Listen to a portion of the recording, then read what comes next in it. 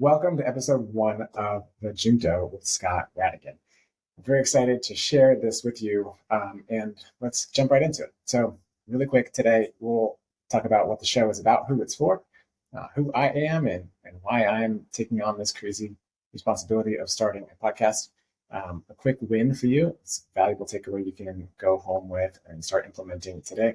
Stay tuned for a dad joke written by my 8-year-old and told to me just this morning. So it's actually a pretty good one. I'm happy to share it with you. So, all right, what's the show about and who is it for? The Junto is a concept that dates back to 1727 with my good friend and mentor, Ben Franklin.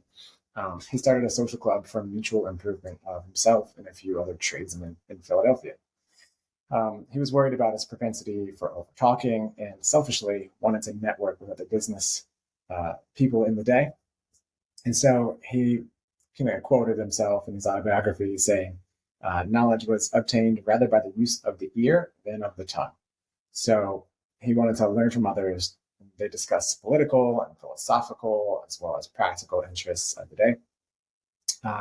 From this group that was, he helmed it at the helm of it for more than 30 years, and it still exists today in various forms. But this group is basically the first networking group or chamber of commerce.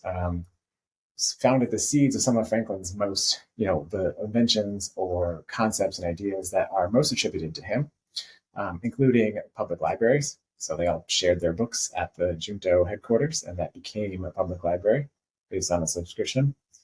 They came up with the ideas for a volunteer firefighting force, a local tax to pay for neighborhood constables or policemen, and the academy that eventually became the University of Pennsylvania. So they celebrated civic virtue, mutual benefits or win-win situations, improvement of self and society, and the idea that hardworking people could do well by doing good or serving others.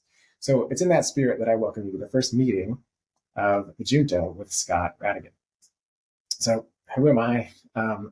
You might know me from a functional lawyer. I help functional medicine doctors and entrepreneurs establish solid business and legal plans to protect themselves, protect their license, and grow their business so that they can practice with confidence and security to change the lives of their patients. What I discovered was that most functional medicine doctors and other providers are scared of legal ramifications. It's kind of beat into you in your training, right? They have this nagging feeling they could lose their license or that they're just exposed legally by doing something that is a little bit outside of the mainstream medicine.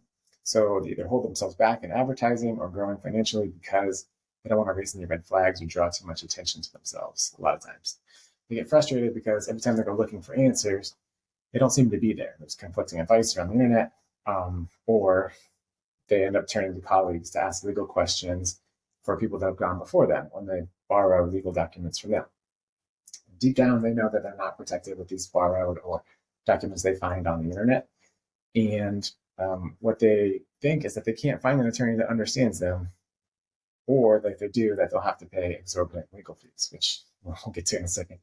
But really, they just need someone to help give them the tools, so quality legal documents, some baseline education to protect themselves and build solid legal and business foundations so that they can go out and change their patients' lives. And that's kind of my story as well, or our story. So my wife, Linda Mattioli, is a DO, and when she started her practice, I was not a healthcare attorney at the time. I was in corporate litigation. So we went to the most logical place. We went to the healthcare partner at my firm in Orlando. I went 2 floors up, paid him about $2,500, which was a fortune to us at the time. And ultimately, we came away with no real help. Now, it wasn't his fault. He's really good at attorney. He just wasn't equipped to deal with CAM law at that time. And maybe he has gotten more aware of it now, but at that time, it just wasn't equipped to help us start an integrative practice. So that was a lesson learned. And what he asked us was, do you have any templates that I can review for you? And we said no. It's kind of like, well, that's why we came to you. But I always remember that sentence later on. And so they ended up leaving the law firm. I took a hard left turn and ended up joining the evolution of medicine with James Maskell. And so part of my role was to reach out to providers every day and see how we could help them with marketing and grow their practices. In doing so, I found that our experience was very common. They either went to a healthcare attorney and got no help, or they did find an attorney that knew what functional medicine, integrative medicine was, and paid much more than they wanted to the tune of about $25,000 to do it correctly. That money could have gone to building their practice, marketing, and other things.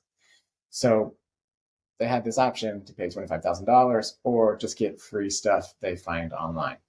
And ultimately, as I was talking to providers every day, they kept asking me for help. Oh, you're an attorney, so can you look at my stuff? And so I wasn't really well equipped at that point, but I said, sure, I'll take a look at it. And it looked like it was not very good. So some documents that they had cobbled together, or they pulled a sentence here or in a paragraph here, sounded okay. But more often than you would expect, there were several different types of font that was just copied and pasted into a single document, sometimes different font sizes. And so ultimately it wasn't that great. And sometimes it did more harm than good. So I found a functional lawyer to help bring high quality legal documents to the providers that needed them, but at a more affordable price, right? So I partnered with a law firm in Tampa that was specialized in healthcare law, and we presented templates through functional lawyer. You could purchase them a la carte. I'll never forget my first person that I never spoke to that purchased a template. And I'm forever grateful to her, because I was like, oh, this is something that people need, right? But in doing that, I was talking to people through Functional Lawyer now, and they had questions for me that went beyond templates. And so ultimately, we discovered that documents weren't enough. People needed understanding, clarity, and just kind of an easing of their fears and mitigating or reducing their risk as well. So we created a Functional Lawyer membership. It took about 6 months to kind of put together a library of content education that would help them make decisions that were best for their practice and themselves. And so now we have law firm quality documents, education library, and do weekly office hours through Functional Lawyer so they can have the confidence to go out and grow their practice. Now, it was through those office hours that people came to me and asked me to be their business coach. And I was a little surprised, but what I later kind of pieced together was sometimes I would talk about my wife, Linda, and her practice and how successful she had been and was and is. And so in kind of just talking normally and naturally, oh, this is how we do it, and this is kind of the hours she works, and this is what she takes home. I didn't realize not everybody was that successful. So two separate providers reached out to me to be their business coach. And I said, okay, well, I'll help you with what I can. I'm not as involved in the day-to-day, but let's go for it.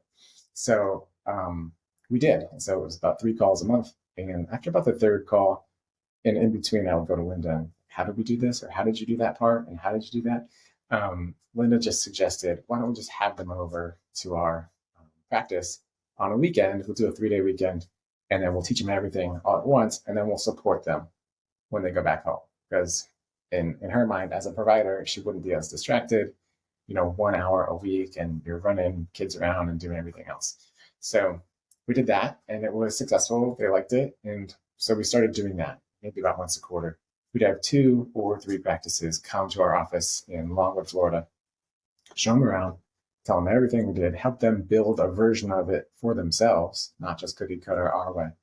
And then supported them with coaching on the back end when they got home to implement it.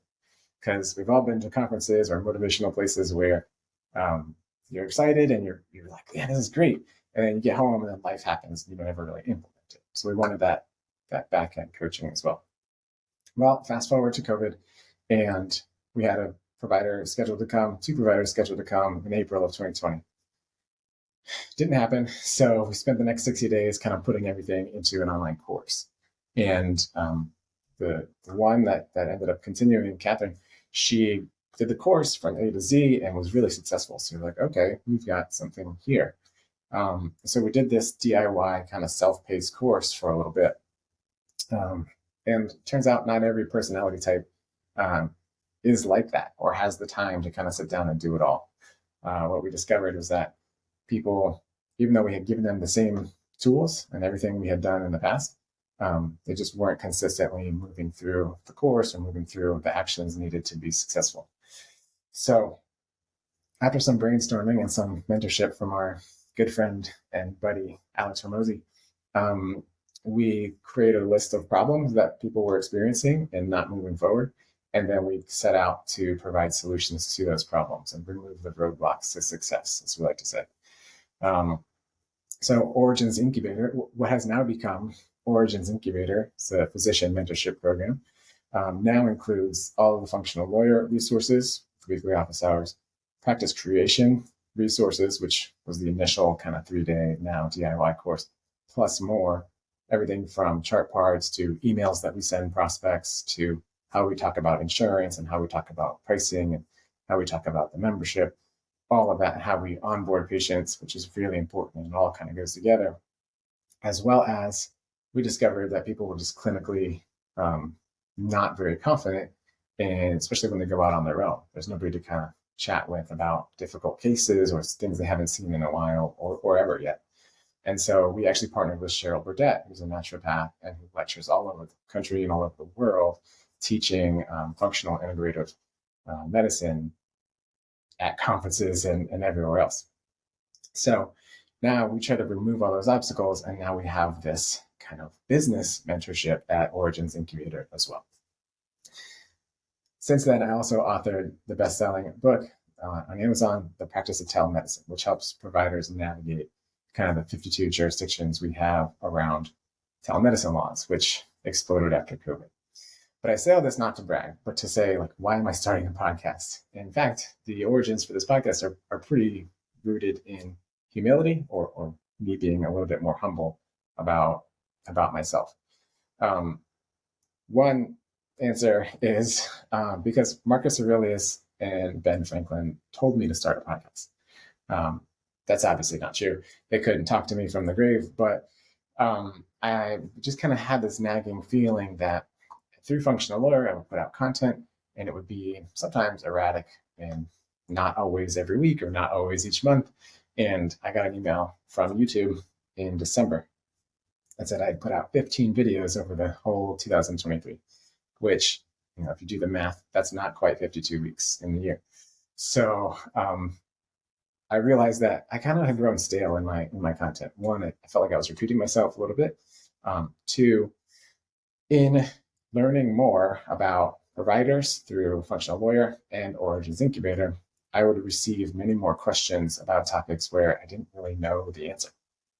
So most importantly, I would get questions about taxes or billing or how to sell a practice or hire a new provider or bookkeeping issues or stuff that just I'm not an expert in, right? I just don't know.